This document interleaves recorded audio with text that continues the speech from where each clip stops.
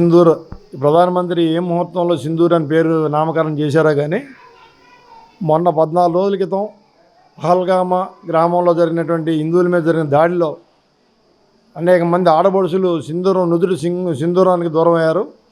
అదే సింధూరం రక్తశాపమై వాళ్ళ పాకిస్తాన్ ఉగ్రవాదుల్ని వెంటాడుతూ మొన్న రాత్రి జరిగినటువంటి దాడుల్లో 9 ఉగ్రవాద స్థావరాల మీద భారత సైనికులు దాడి చేసి సక్సెస్ఫుల్గా 100 మంది పైగా ఉగ్రవాదుల్ని చంపడం జరిగింది.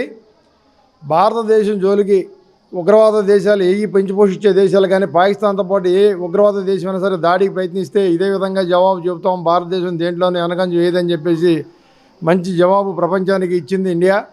అంతేకాకుండా ఈ పాకిస్తాను అనేక సార్లు రెచ్చగొట్టే విధంగా భారతదేశాన్ని ముంబైలో తాజ్ హోటల్ దాడి కానివ్వండి, హైదరాబాద్లో బాంబు దాడులు కానివ్వండి, ఎన్ని జరిగినా కూడా శాంతియుతంగానే భారతదేశం ముందుకెళ్ళింది తప్ప ఏ రోజున కూడా కక్ష సాధింపు చర్యలకు దిగలేదు.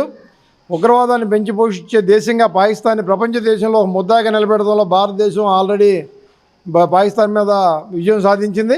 కాబట్టి ఏదైతే చైనా వాళ్ళకి సపోర్ట్ ఉంటుందని ఆశిస్తుందో పాకిస్తాన్, చైనా కానీ అమెరికా కానీ ప్రపంచ దేశాల్లో వాళ్ళకి మద్దతు తెలియజేసే దేశాలు కూడా ఇవాళ వాళ్ళని దూరంగా పెట్టి మరి భారతదేశానికి మద్దతు తెలిపే విధంగా ఇండియా ప్రపంచ దేశాల్లో ముందుకు వెళ్తూ ఉందని చెప్పేసి దౌత్యపరంగా తెలియజేస్తూ ఉన్నాను. ఏదైతే ఆపరేషన్ సింధూర్ ఏదైతే ఉందో ఆడపడుచుల నుదుటిన ఉన్నటువంటి సింధూరాన్ని ఆ రోజున వాళ్ళు అన్యాయంగా తుడిచేశారు మిలిటెంట్లు. దానికి ఆ సింధూరమే పగ తీర్చుకునే విధంగా ఇవాళ ఆపరేషన్ సింధూరు పేరు మీద జరిపిన దాడులు భారతదేశం సక్సెస్ అయింది. అనేక మంది ఆడపడుచులు కానివ్వండి, ఇండియా వైజ్గా ఉన్నటువంటి 140 కోట్ల మంది భారతీయులందరూ కూడా ఏకముక్తంతో కులాలు, మతాలు, రాజకీయ పార్టీలకి సంబంధం లేకుండా ఏకం కంఠంతో వాళ్ళ హర్షం తెలియజేస్తూ ఉన్నారు.